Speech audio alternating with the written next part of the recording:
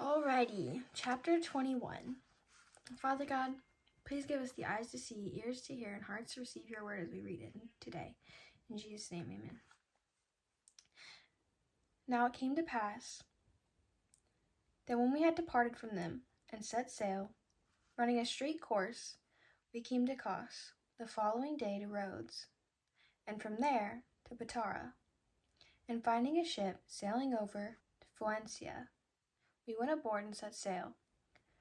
When we had sighted Cyprus, we passed it on the left, sailed to Syria, and landed at Tyre. For there the ship was to unload her cargo, and finding disciples, we stayed there 7 days. They told Paul, through the Spirit, not to go up to Jerusalem. When we had come to the end of those days, we departed and went on our way. And they all accompanied us, with wives and children, till we were out of the city.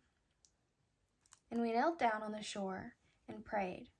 When we had taken our leave of one another, we boarded the ship, and they returned home. And when we had finished our voyage from Tyre, we came to Ptolemais, greeted the brethren, and stayed with them 1 day. On the next day, we who were Paul's companions departed and came to Caesarea, and entered the house of Philip the evangelist, who was one of the 7, and stayed with him. Now this man had 4 virgin daughters who prophesied. And as we stayed many days, a certain prophet, named Agabus, came down from Judea. When he had come to us, he took Paul's belt, bound his own hands and feet, and said, "Thus says the Holy Spirit, so shall the Jews at Jerusalem bind the man who owns this belt and deliver him into the hands of the Gentiles." Now when he heard these things, both we and those from that place pleaded with him not to go to Jerusalem. Then Paul answered, "What do you mean by weeping and breaking my heart? For I am ready not only to be bound, but also to die at Jerusalem for the name of the Lord Jesus." So when he would not be persuaded, we ceased, saying, "The will of the Lord be done."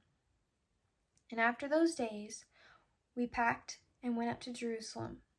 Also some of the disciples from Caesarea went with us, and brought with them a certain Mnason of Cyprus, an early disciple, with whom we were to lodge. And when we had come to Jerusalem, the brethren received us gladly. On the following day, Paul went in with us to James, and all of the elders were present.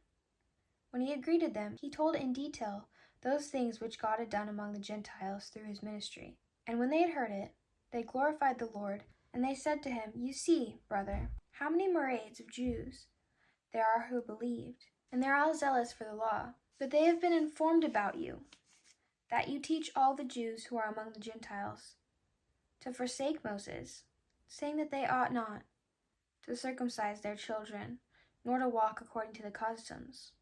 What then?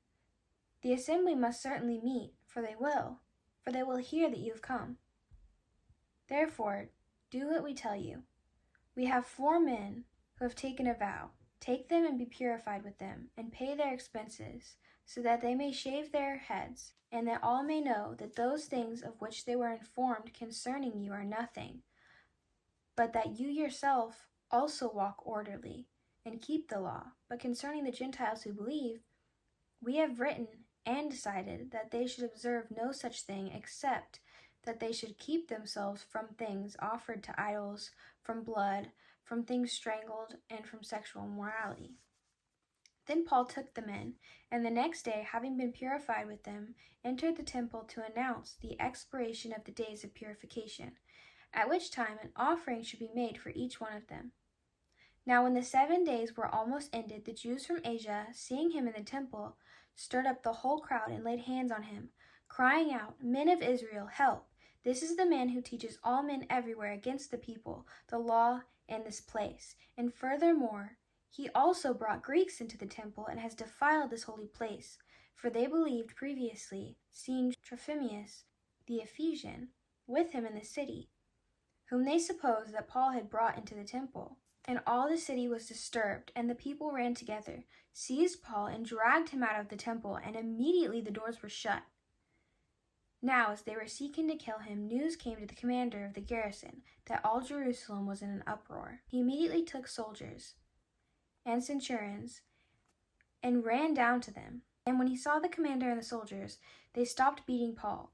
Then the commander came near and took him and commanded him to be bound with 2 chains.